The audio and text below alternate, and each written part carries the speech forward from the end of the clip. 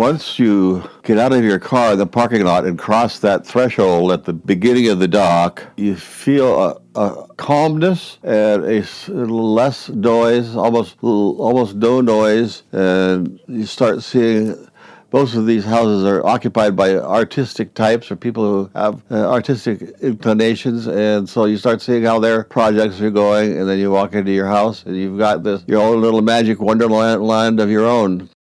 Well, it was a cabin on the beach. This area around here was a lot of mills and whatever. So it probably didn't have to come very far to be moved onto the water, and it went across from the University of Washington to where those houseboats over there. This lived over there for many years, and then about 1960 it was moved here. And then this guy that owned most of these docks, like 70% of these, all of the houseboat docks was owned by one guy, and he was kind of like the evil empire. But we formed this dummy corporation in California and pretended like we were developers from California who wanted to buy it. And he wouldn't talk to groups of residents other than that, so we had to kind of fool him. I'm not sure whether he was completely fooled or not, but anyway, he ended up making a deal with this company in California, which was not a company in California, and Docks Corporation was formed. So that's 31 houses on these two docks, and he built the monster on the end of our dock, which tees off the center. And if you get into a lot of houseboats, if you realize that's my front door with my front French doors, I could in the old days look out and see boats go by. So by putting that tee, building a tee on the end, which he could do because he owned the place, was kind of unfortunate. This houseboat is not very well heated, and as you can see, the bottom part of those French doors right there, you can see light through there, and all over this house, there's places where it leaks in like that. So if it's super cold, if it gets below 28 or so, for Seattle, that's super cold. It's a project that you never really get done. It's space heaters and floor heaters working 24 hours a day, and they can't keep up. It was built in 1914. We had it surveyed when we bought it. Supposedly it has good bones, but it's like I say, there's no insulation between the walls and the outside, and it's not a deluxe building even for the time period that it was built. But I loved it. We loved it. It was owned by an Alaska Airlines stewardess before that. The stewardess had done a lot of things, like the work that's done in the bathroom and the kitchen, all that kind of rough stuff that was down there with all those shelves exposed and everything. That was something that the stewardess had built.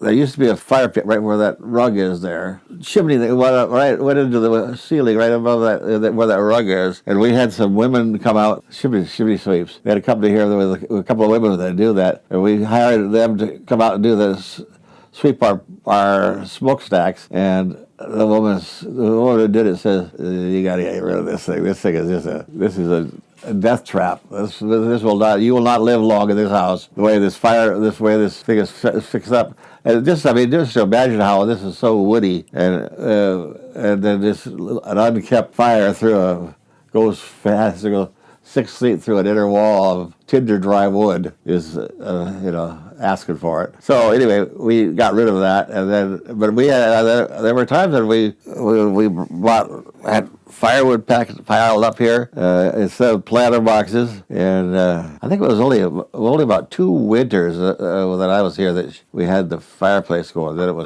went away. And this house was like one of the last around here of this old-fashioned one-story cabin, basically, built out of the logs. There was a house right here next to me here, which had an old guy named George in it, and the house was about as big as from that set of windows to you, and then the rest of the whole thing was a wide open deck with he and his little dog.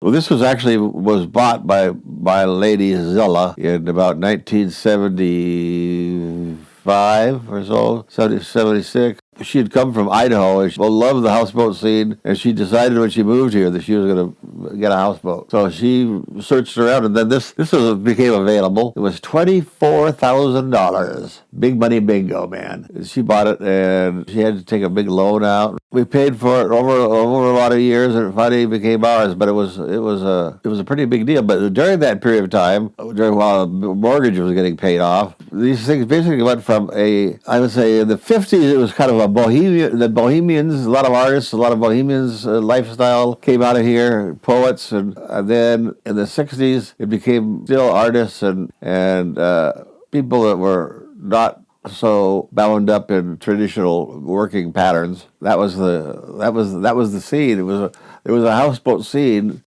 Zella owned this place for 3 years, I think, before I moved in. She was a head teacher at an alternative school in Seattle, and I was teaching at that school, and we ended up getting together. And I moved in with her, and we basically set up a. She bought the place, and this was her place, really.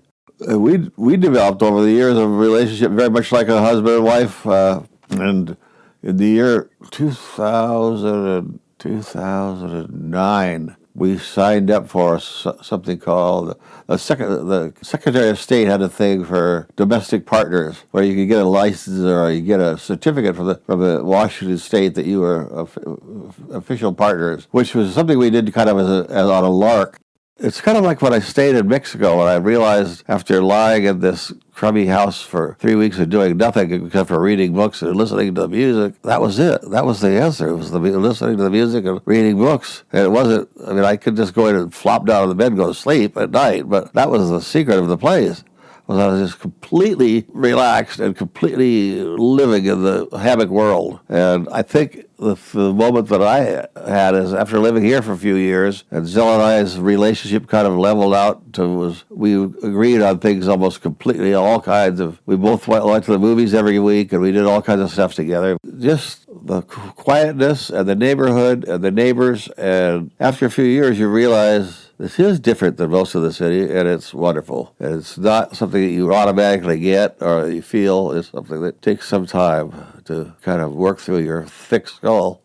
We both loved Mexican food, and we went one New Year's Eve. Zella and I went to Mexico City, which was a very strange place to go on New Year's Eve. The whole city of Mexico City goes to Zihuatanejo or Cancun or something over the holidays. So it was very, very not busy. But a few years later than that, my friend at American Music, where I was working at by then, told me about a friend of his who had found a place called Zihuatanejo. And we made reservations for a place there and ended up spending a couple of weeks at a place there. And then when we were about ready to finish our vacation, Zella basically said, why don't you stay down here and have 2 or 3 months by yourself? Well, I don't know if I deserve this sympathy, but I had just come through a lot of bringing up children and taking care of schedules and teaching school and coordinating with an ex-wife that I did not get along very well with. So it was such a wonderful thing to have that time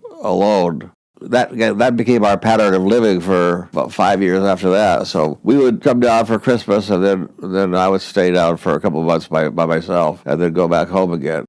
It was during that, when I was in Mexico, I was first living in this Casa La Playa, which is there, $14 a night, a real crummy place, but it was on the beach in downtown Zihuatanejo. And after about 2 weeks, when I first saw this apartment, I thought, this house for rent, I thought, this is a real shithole. And it was. I mean, it was just bare cement walls and exposed plumbing and open rickety-rackety fan. But after about 2 weeks, being in the hammock and reading books and listening to music and not thinking about much else, I realized that I was in heaven.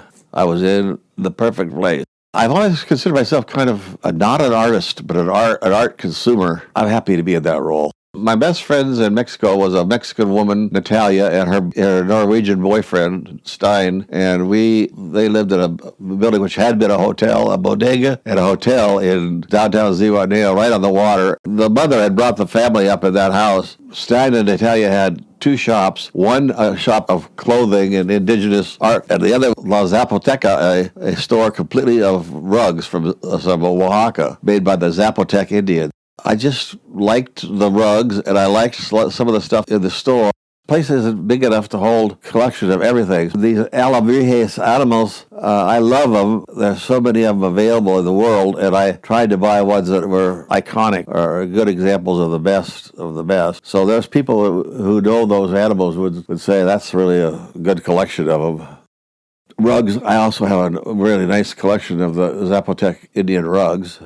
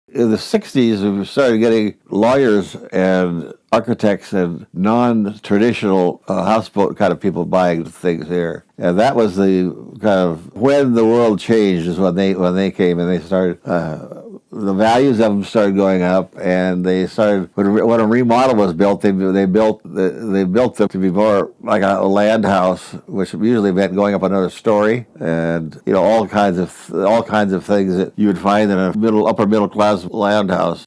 Well, it's almost completely changed. I guess you would call me one of the old guard, although I'm an exceptionalist. Structure itself has not really changed at all, but I'm completely surrounded by houses that are two stories up now, and all but one of them was only one story when I first moved in here 40 years ago.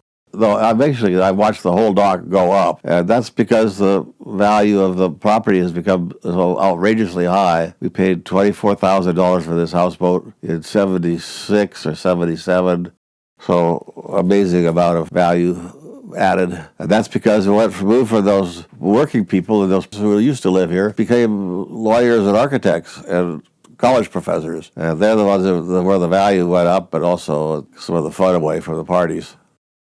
Well, people who own houseboats, especially on Lake Union, are very popular on the 4th of July. One of the early years of the Fat Tuesday, and Michelli had a sausage sandwich place down there, and I worked there for the day, frying up Italian sausages for his sandwiches, dipping into the wine the whole day. So by the time the day was over, I was pretty well plastered, and came home. There was all these people in here, party members, half of them Zella's friends from school, and half of them my friends. And I remember it was a really wonderful day of talking about possibilities of the school system and general life philosophy stuff. But when I came home, I wanted to get this layer of grease off my body. I felt like I had been dipped in pig grease. So I walked through the house and I just started peeling off my clothes. And by the time I got to there, I pulled off my shorts and I dove into the lake. And it was like a science fiction movie. I felt like when I dove in, the water was cool enough so that all that stuff broke off of me and I was freed. And then I got out and became the host of the party. Well, Zella and I used to do this ourselves, and we used to call it the 2-hour gardening project because we would go out and buy everything that we needed, bring it back, set it on the dock, then go through, pull everything out, put some new fresh dirt on the top of stuff, and replant everything and have the whole thing done in a couple of hours. And then we would, if the weather was right and it was planted at the right time, in a couple of weeks, that box right there is my favorite. It fills up with salmon and purple impatiens. There's a strawberry pot here that's got a place where about 15 lobelia, we plant 15 lobelia, and that place ends up just being totally overgrown and flowing down all of the same color of purple flowers. And then I just ordered there's a garden store out by Issaquah or somewhere like that we would buy flowers from them for years. 4 or 5 of these baskets, flowers. My gardening person could do these too. It's just, they really do a good job with them out there. I ordered one of those the other day, so we're going to get one of those probably in the first week of May. And that's kind of like the cornerstone lead flower deal. And then we wanted to put some flowers around the front door and on the deck right here.